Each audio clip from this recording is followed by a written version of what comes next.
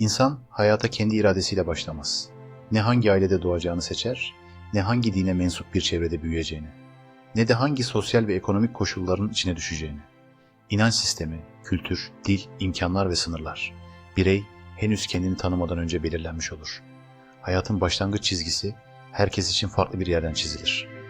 Dini açıdan bakıldığında bireyden doğru dine inanması, yani doğru Tanrı'ya yönelmesi beklenir. Oysa bir insan hayata geldiğinde zaten belirli bir inanç dünyasına yerleştirilmiştir.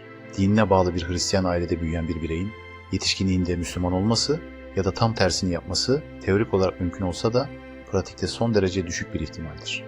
Çünkü inanç yalnızca bir tercih değil. Eğitimle, duygusal bağlarla, korkularla, kutsallarla ve aidiyetle güçlendirilmiş bir yapıdır. Üstelik her din kendisinin mutlak doğru olduğunu iddia eder ve bireyden bunu fark etmesini talep eder. Böylece kişi seçme imkanı olmadan girdiği bir başlangıçtan seçmiş gibi yargılanır. Benzer bir durum toplumsal başarı anlayışında da karşımıza çıkar. İki çocuk düşünelim. Biri güvenli ve destekleyici bir ailede büyür. Nitelikli bir eğitim alır. Yeterli ve dengeli beslenir. Kurslardan, etkinliklerden ve rehberlik hizmetlerinden faydalanır.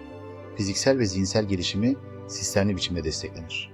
Peki diğer çocuk, ekonomik ve sosyal açıdan dezavantajlı bir ortamda yetişir. Eğitime erişimi sınırlıdır. Yetersiz beslenme ve ilgi eksikliği nedeniyle bilişsel gelişimi sekteye uğrar. Buna rağmen bir süre sonra bu iki çocuk aynı sınava sokulur ve sistem şartların eşit olduğunu ilan eder. Çünkü ikisine de aynı sorular sorulmuştur. Oysa adaletsizlik tam da burada gizlidir. Eşitlik yalnızca sınav anına indirgenmiştir. Sınava gelene kadar geçen yıllar tamamen yok sayılmıştır. Dezavantajlı çocuktan koşullar ne kadar ağır olursa olsun çalışarak başarabileceğini fark etmesi beklenir. Ancak bu beklenti bilimsel ve insani gerçeklerle örtüşmez. Yetersiz beslenme, kronik stres ve ilgi eksikliği, dikkat, hafıza, soyut düşünme ve problem çözme gibi temel bilişsel işlevleri doğrudan etkiler. Çocuk yalnızca daha az çalışmış değildir. O idrak seviyesine ulaşabilecek zihinsel altyapıyı hiç edinememiştir. Buna rağmen başarısızlık sistemin değil bireyin kusuru gibi sunulur. Hem dini hem toplumsal düzlemde karşımıza çıkan ortak sorun şudur.